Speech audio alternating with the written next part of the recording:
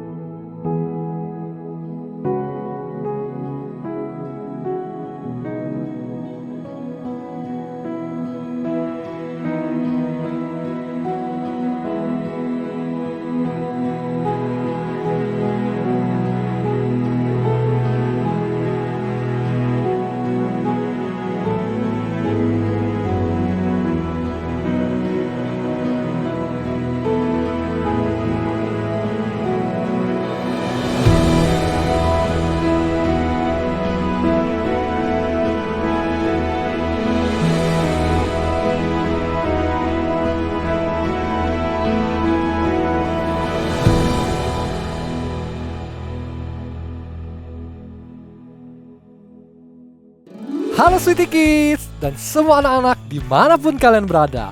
Selamat bergabung kembali di Sweetie Kids GI Hokim Talk.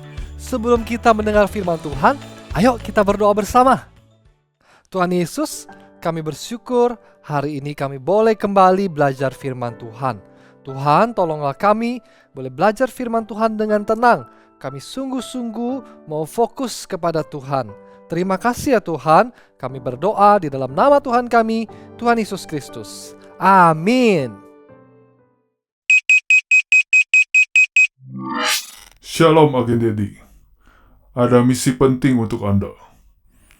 Agen Mata-Mata Sweetie Kids telah mendapatkan informasi bahwa terdapat sebuah kotak rahasia berisi informasi penting tentang satu hal yang paling dicari oleh manusia. Kotak tersebut tersimpan dalam sebuah ruang di gedung tertinggi di dunia. Apa hal yang paling dicari oleh manusia sangat penting untuk diketahui oleh seluruh anak-anak Sweetie Kids.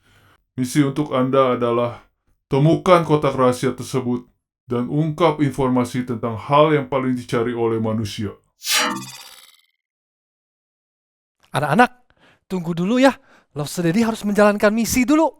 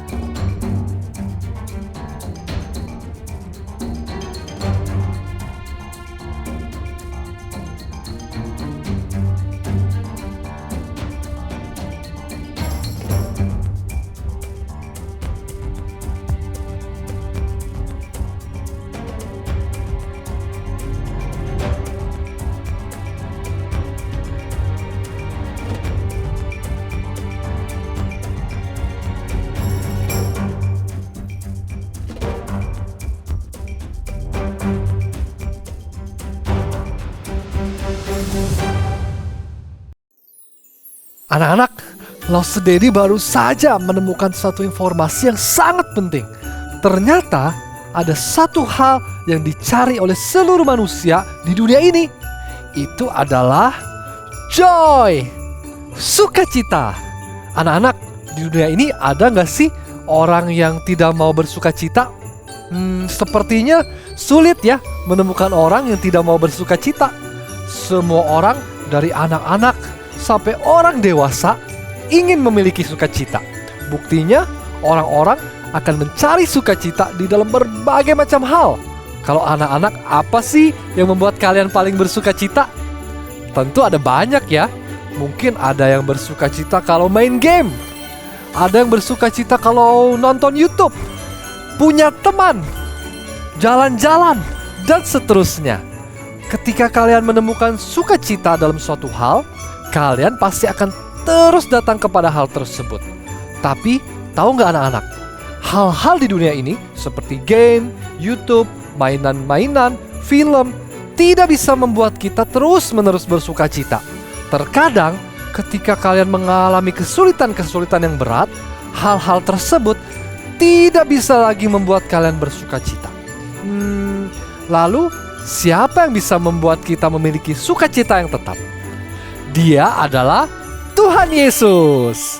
Gimana ya Tuhan Yesus bisa membuat kita terus-menerus bersuka cita? Yuk kita belajar dari cerita firman Tuhan hari ini.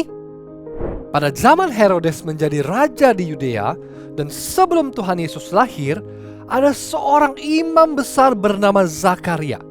Zakaria adalah seorang imam yang baik. Setiap kali gilirannya melayani di bait suci tiba, Zakaria akan melayani Tuhan dengan penuh sukacita. Imam Zakaria memiliki istri bernama Elisabet. Mereka berdua selalu melakukan yang benar sesuai dengan segala perintah Tuhan dan ketetapan Tuhan. Meskipun selalu melayani dengan sukacita serta melakukan semua perintah Tuhan bersama-sama, Zakaria dan Elisabet menyimpan kesedihan dalam hati mereka. Ternyata Imam Zakaria dan Elisabet belum memiliki seorang anak. Semenjak mereka masih muda, Elisabet tidak bisa mengandung anak. Bertahun-tahun mereka berdoa kepada Tuhan agar memberikan mereka anak. 1 tahun, 10 tahun, 20 tahun, 30 tahun, Tuhan tidak kunjung menjawab doa Zakaria dan Elisabet sampai mereka akhirnya menjadi tua.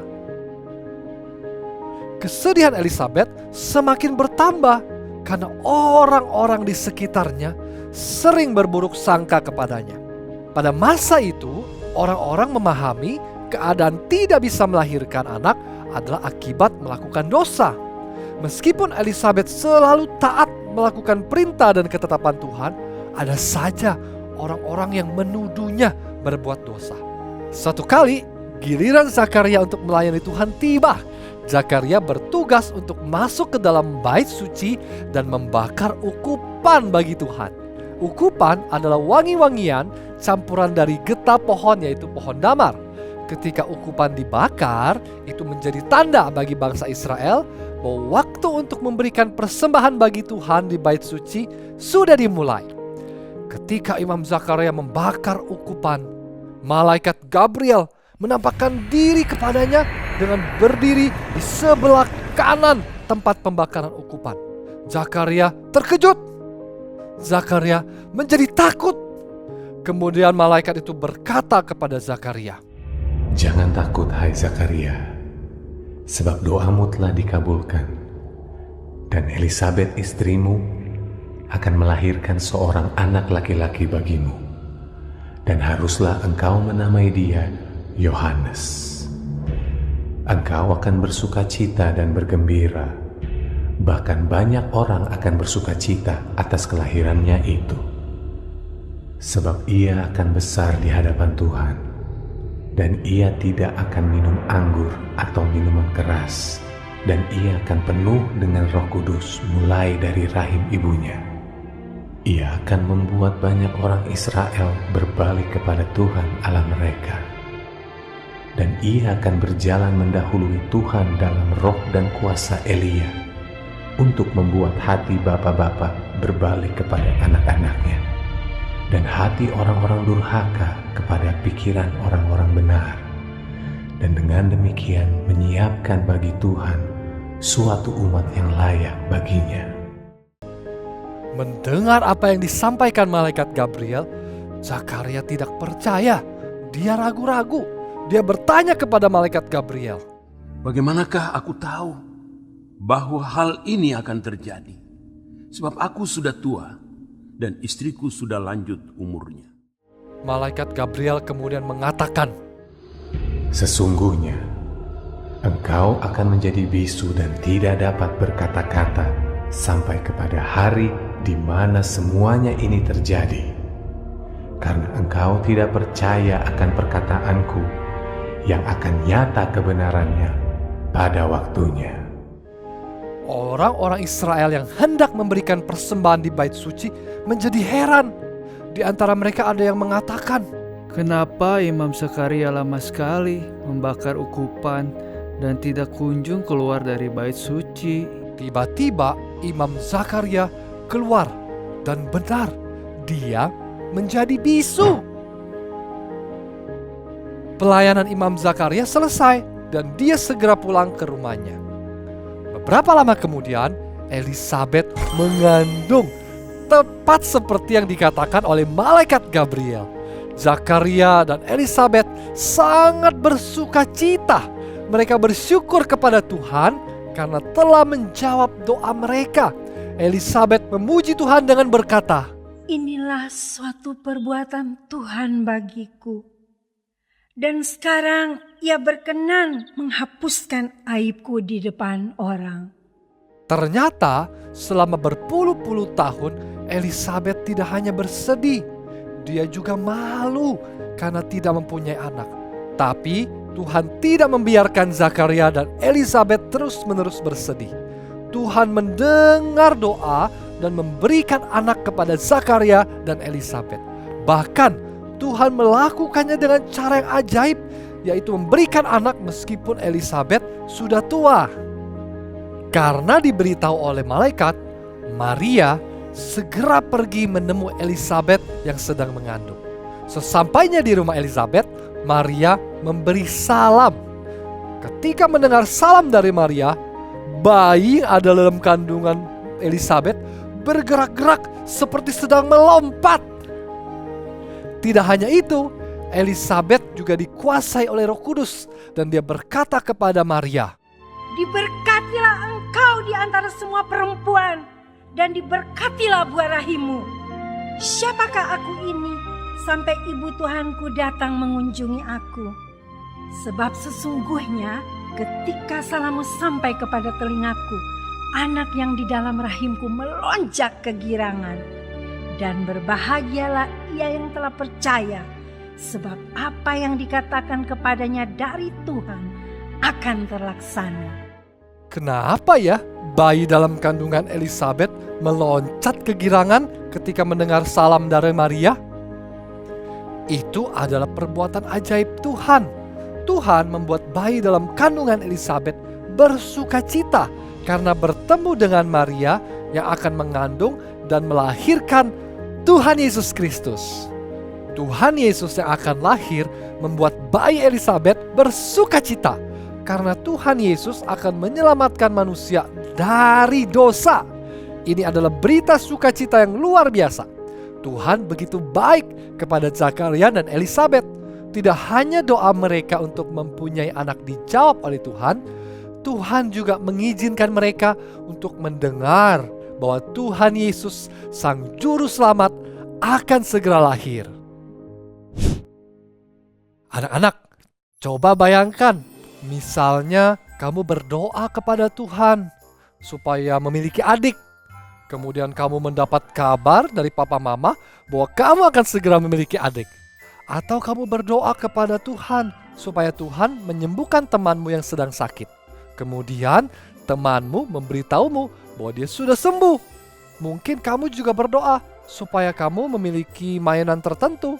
Kemudian papa dan mama memberikan mainan itu sebagai kado ulang tahunmu. Gimana perasaan kamu kalau Tuhan menjawab doamu? Pasti kamu akan bersuka cita kan? Begitulah yang dirasakan oleh Imam Zakaria dan Elisabet.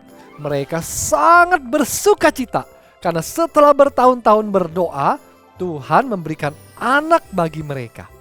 Tapi mereka tidak hanya bersuka cita karena doa mereka dijawab oleh Tuhan loh. Ada satu hal lagi yang membuat mereka sangat bersuka cita. Itu melebihi doa mereka yang terjawab.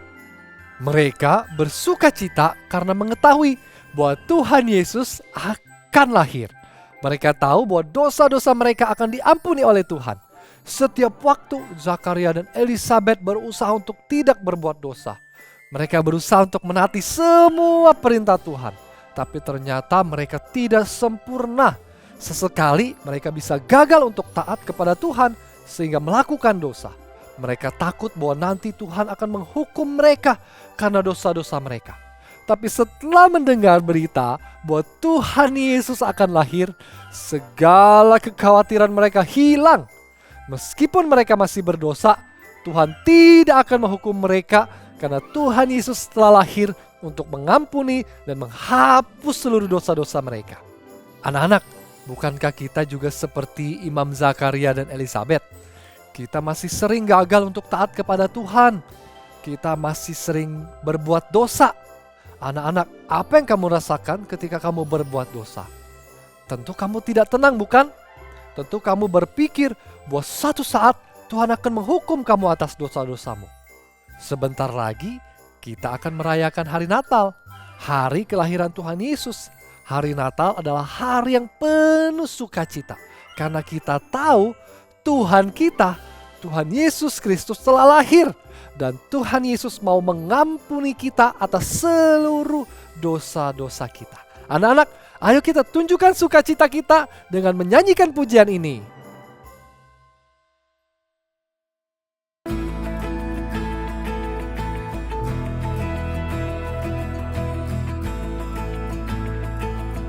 The Savior came to save us. The Savior came to save us. He came to give us life. Came to give us life. The Savior came to free us. The Savior came to free us. He left his throne on high. He left his throne on high. He said, "Believe in me." Believe in me. He said, "Receive me."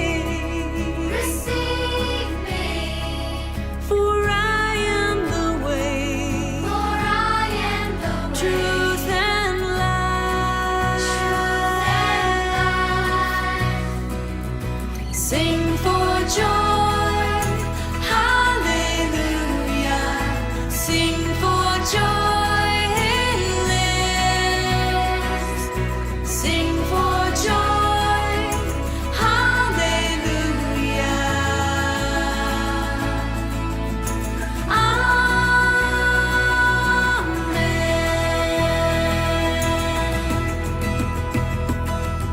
The Savior came to save us. The Savior came to save us. He came to give us life. To give us life. The Savior came to free The us. Savior came to free us. He left his throne on high. He left his throne on high. He said, "Believe in me." Believe in me. He said, "Receive me." Receive me. For I am the way, For I am the way. truth and life. Sing for joy, hallelujah. Sing for joy, he lives. Sing for joy, hallelujah.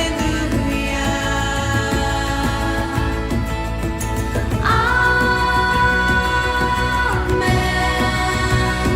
So we sing for joy, hallelujah. Sing for joy, he lives. Sing for joy, hallelujah. Amen.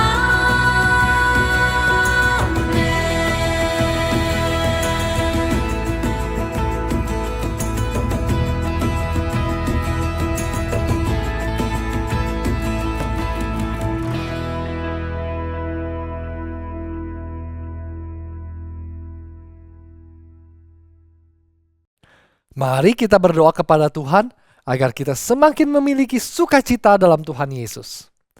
Tuhan Yesus, kami bersyukur hari ini kami boleh mendengar firman Tuhan.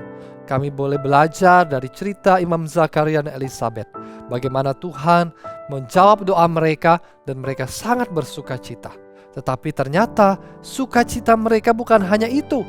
Sukacita mereka karena mereka tahu bahwa Tuhan Yesus Juru Selamat dunia yang akan menebus dosa-dosa mereka akan lahir dan mereka bersuka cita karena Tuhan Yesus. Tuhan, tolong kami juga boleh terus memiliki sukacita ketika kami tahu bahwa dosa-dosa kami telah diampuni oleh Tuhan Yesus. Dan tolong kami juga ya Tuhan untuk selalu bersuka cita dalam hidup kami, supaya orang-orang di sekitar kami juga boleh mengenal Tuhan Yesus melalui kehidupan kami. Terima kasih Tuhan, di dalam nama Tuhan kami, Tuhan Yesus Kristus kami berdoa. Amin.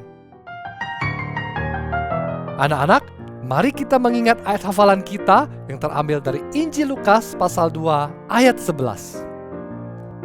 Hari ini telah lahir bagimu juru selamat, yaitu Kristus Tuhan di kota Daud. Mari kita ulangi lagi, Injil Lukas pasal 2 ayat 11. Hari ini telah lahir bagimu juru selamat, yaitu Kristus Tuhan di kota Daud. Anak-anak, jangan hanya bersuka cita ketika doamu dijawab dan kamu mendapat sesuatu yang kamu inginkan. Bersukacitalah karena kamu sudah percaya kepada Tuhan Yesus dan menjadikan Tuhan Yesus Tuhan dan Juru Selamatmu.